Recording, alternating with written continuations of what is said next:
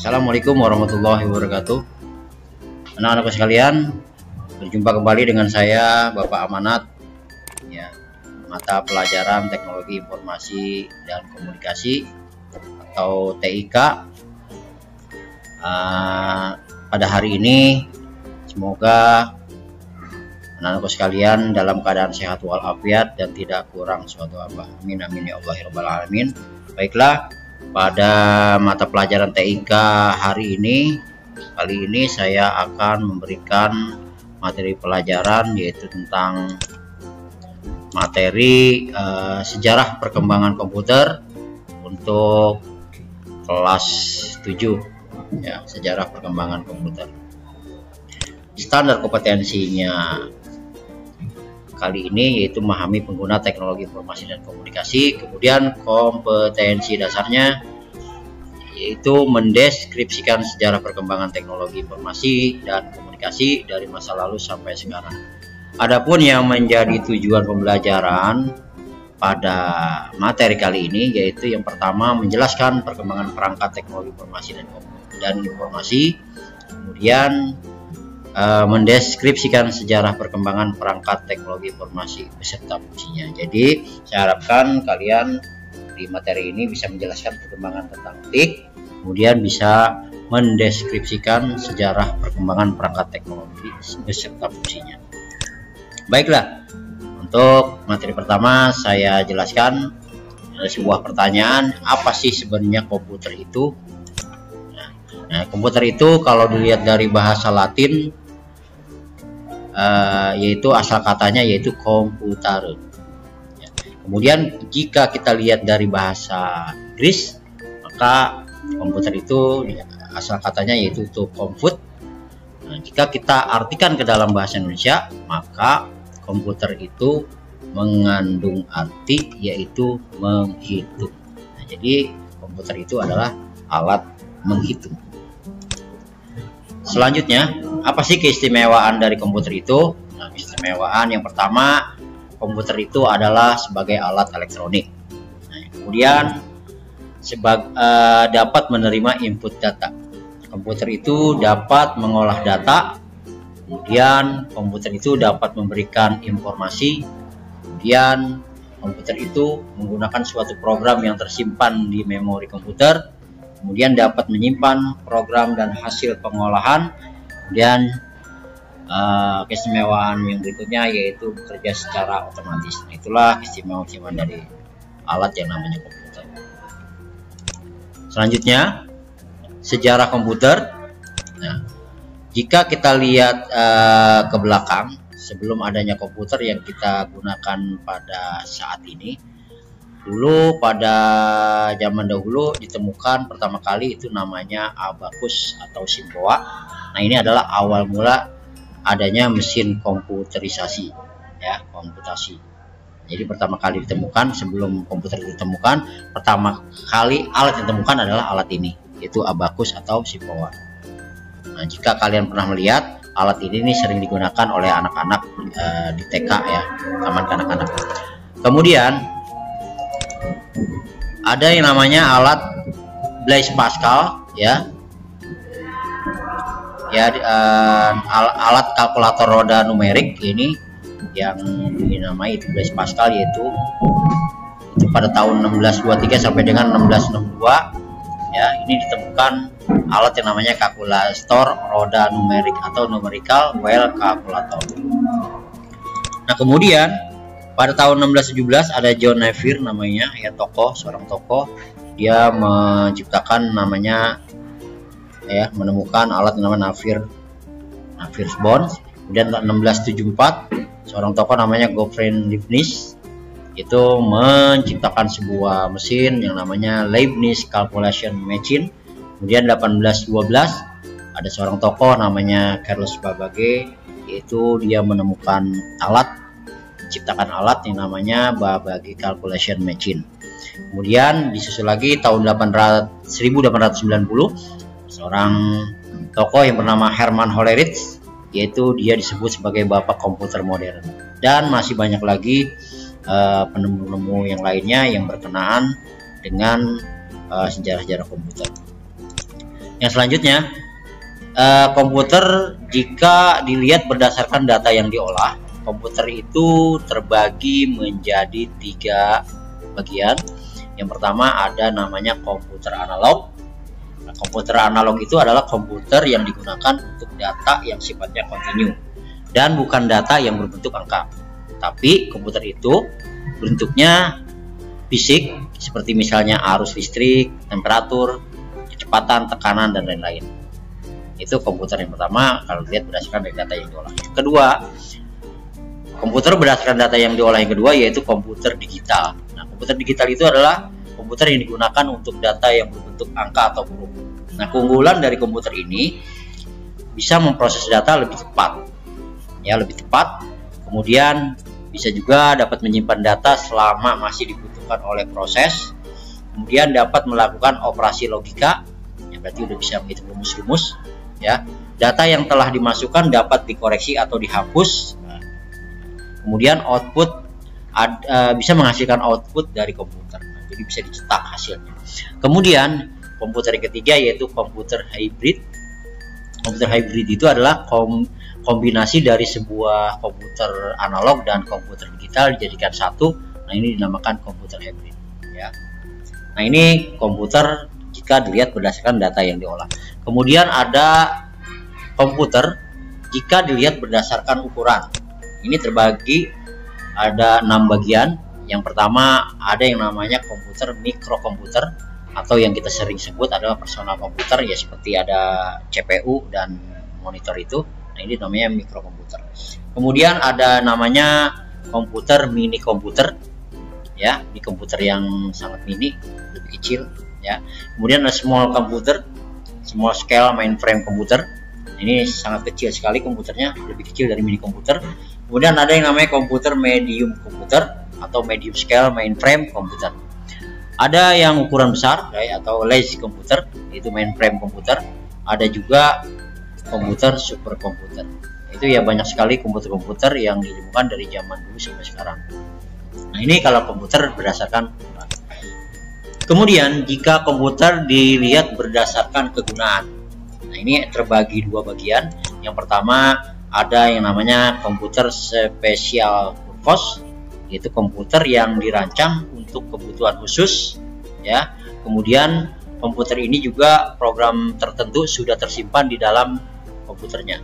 Kemudian komputer ini dapat berupa komputer analog maupun digital, ya.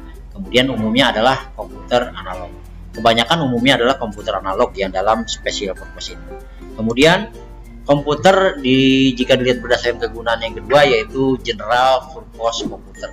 Nah, komputer yang ini adalah komputer yang dirancang untuk menyelesaikan bermacam-macam masalah, ya.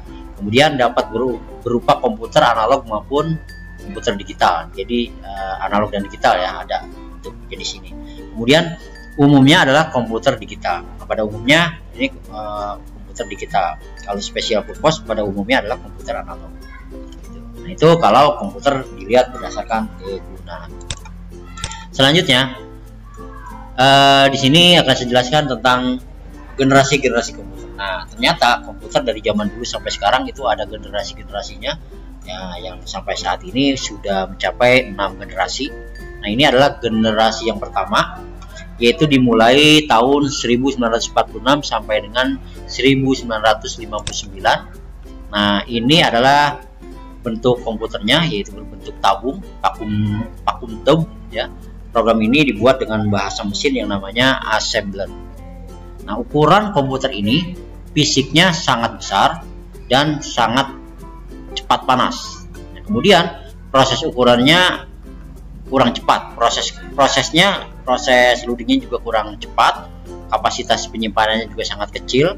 Kemudian memerlukan daya listriknya yang sangat besar. Nah, orientasinya untuk komputer yang generasi pertama ini adalah pada aplikasi bisnis. Nah, inilah komputernya berbentuk tabung.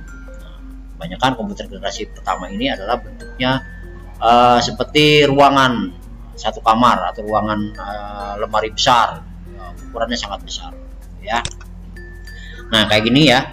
Ini jenis-jenis komputernya pada tahun 1946 pada generasi pertama ini diciptakan sebuah komputer, ada dua komputer sini ya, tahun 46 dan tahun 53. Tahun 46 itu adalah nama komputernya berjenis model ENIAC, komputer elektronik pertama di dunia yang mempunyai bobot seberat 30 ton.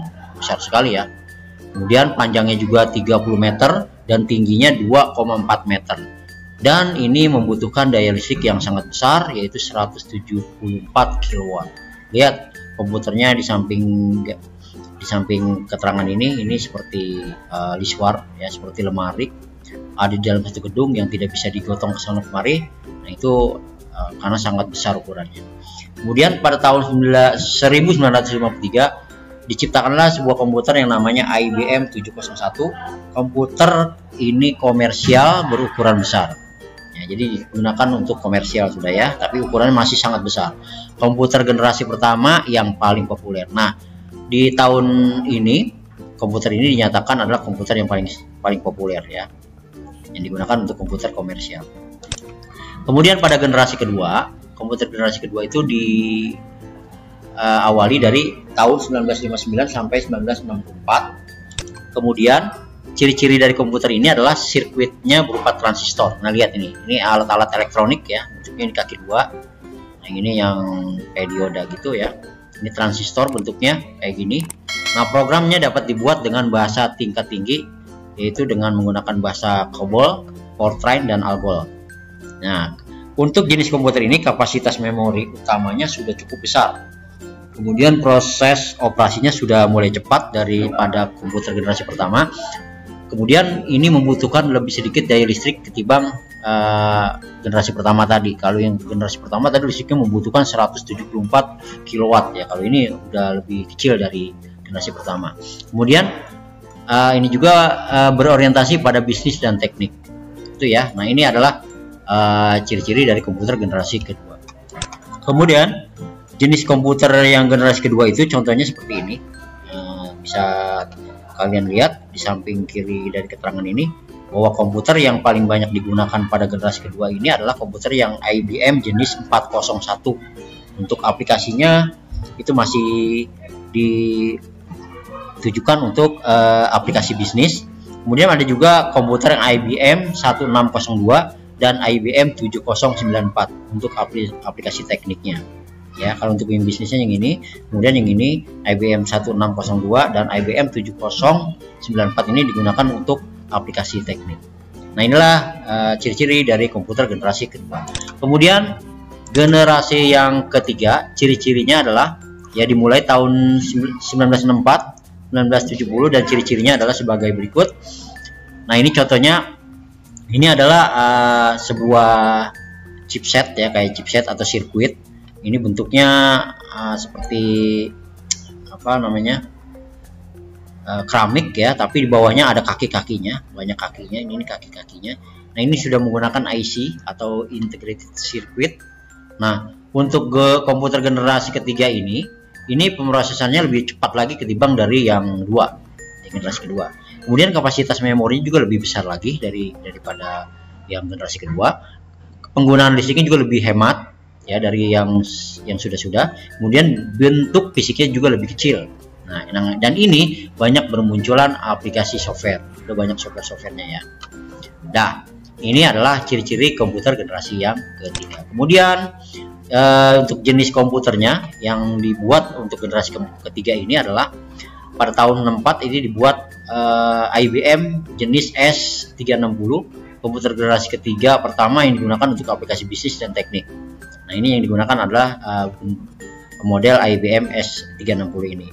Kemudian berlanjut pada tahun 1969 ada diciptakannya komputer yang namanya komputer Nova, dikembangkan oleh Data General Corporation, komputer mini yang 16 bit pertama ini ya. Jadi pertama kali diciptakan komputer yang sudah menggunakan mini bit 16 bit ini pertama ini ya pada generasi komputer ketiga ini. Yang selanjutnya generasi keempat ya, dimulai pada 1970 sampai 1990. Nah, generasi keempat yang ini sudah menggunakan large scale integration atau LSI. Nah, ini dikembangkan komputer mikro yang sudah menggunakan mikroprosesor. Nah, jadi sudah menggunakan mikroprosesor dan semikonduktor yang berbentuk chip seperti ini ya, untuk sebagai memori komputernya ya. Ini kalau kita lihat zaman sekarang ini sama juga ROM ini ya, di handphone itu memori internal ya, semacam itu.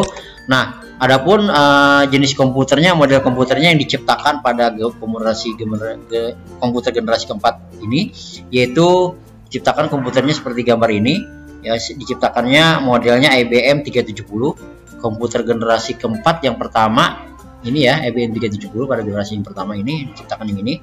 Kemudian ada komputer yang namanya Cray 1 ya, Cray 1, komputer super pertama. Kemudian ada Apollo 2 ya, personal komputer pertama ya. Ini PC yang pertama dibuat adalah pada generasi keempat ini, itu Apollo 2. Kemudian ada komputer IBM untuk PC yang pertama juga dibuat, Pentium 2. Nah, ini Pentium 2 pertama kali muncul yaitu pada generasi ini pada tahun 1970 sampai 90 ya. Kemudian menyusul juga ada AMD K6 3D. Nah, inilah ciri-ciri komputer atau jenis-jenis model-model komputer yang diciptakan pada komputer generasi keempat. Selanjutnya kita masuk ke generasi kelima, itu dimulai sejak tahun 1990-an ya. Apa jenisnya ya? Nah, ini udah berupa prosesor ya yang sangat besar, very large scale integration. Tadi LSI yang keempat, sekarang udah VLSI, very large, sangat tinggi ya. Nah ini kalau kita lihat dari prosesornya, ini ada 286 ya, kemudian 386, 486, ini prosesornya. Dan kemudian ini ada Intel Pentium 4. Nah, ini berarti di generasi kelima ini ada prosesor 286, 386, 486 dan Intel Pentium ini. Nah, inilah yang pertama kali dibentuk atau diciptakan prosesor yang jenis seperti di gambar ini. Nah, ini sudah menggunakan very large scale integration. Nah, adanya mikroprosesor dan semikonduktor sama ya dengan komputer generasi keempat, sudah menggunakan prosesor dan sudah menggunakan semikonduktor. Nah, komputer untuk jenis ini ya, untuk di komputer generasi kelima ini, komputer pada generasi ini mengembangkan komputer yang bisa bercakap dengan manusia. Artinya sudah bisa dimasukin suara dan gambar video, dan bisa untuk ngedit ya, ngedit suara-suara. Kemudian sehingga bisa meniru intelijensi manusia ya. Kemudian dikenal juga dengan sebutan generasi Pentium ya. Kita pertama kali mengenal Intel Pentium berarti di generasi kelima ini pada tahun 90-an. Nah, kemudian jenis komputernya udah seperti ini ya, sudah kecil ya, bisa kita angkat, kita bisa pindahin di atas meja, kita bisa pindah kemana-mana. Ini bentuknya udah PC ya, ini ada CPU, kemudian ada monitor, ada keyboard, sudah ada mouse. Nah, ini udah masuk yang dalam generasi ini. Dan ini pun saya udah pertama kali saya mengenal komputer saya di generasi kelima ini ya, karena saya sudah menemukan mesin-mesin 286 ini prosesornya, 486, 386 dan insert ini, dan saya juga udah pernah yang merakit yang menggunakan prosesor ini. Nah, kemudian pada komputer generasi ke-6 ini yaitu disebut dengan komputer abad 21 ya, abad 21. Jenis komputernya seperti apa? Nah, untuk komputer generasi abad 21 ini, generasi ini adalah generasi yang masa depan yang nantinya dikenal dengan generasi titanium. Dan untuk generasi yang ke-6 ini adalah generasi yang sekarang sedang kita gunakan. Lihat di sini komputernya udah bentuk laptop yang sangat canggih seperti ini, yang udah menggunakan gaming ya, laptop gaming, laptop yang udah super tinggi. Nah, PC-nya udah PC yang sangat tinggi, dan layar monitornya pun sudah menggunakan yang layar LED seperti ini. Nah, inilah adalah generasi komputer yang ke-6 di abad 21 ini. Nah, baiklah anak-anak sekalian, itulah yang saya jelaskan tadi, yaitu tentang sejarah perkembangan TIC, yaitu lebih khusus kepada komputer. Mudah-mudahan apa yang saya sampaikan di depan tadi, baik dari sejarah perkembangannya, kemudian sampai generasi komputernya, serta jenis-jenis model komputernya dari generasi pertama sampai generasi ke-6. Mudah-mudahan apa yang telah saya sampaikan bisa kalian pahami, bisa kalian hafalkan. Mudah-mudahan itu akan menjadi pengetahuan buat kalian dan bermanfaat buat kalian. Dan jangan lupa kalian yang baru ketemu sama channel saya ini, kemudian yang belum like, yang belum subscribe dan komen ya di menu komentar, silakan juga dinyalakan tombol loncengnya agar kalian bisa menerima atau tidak ketinggalan video-video saya berikutnya. Ya, sekali lagi mudah-mudahan ini manfaat dan sampai berjumpa di materi-materi selanjutnya. Tetap panteng terus di channel saya. Semoga saya akhiri. Wassalamualaikum warahmatullahi wabarakatuh.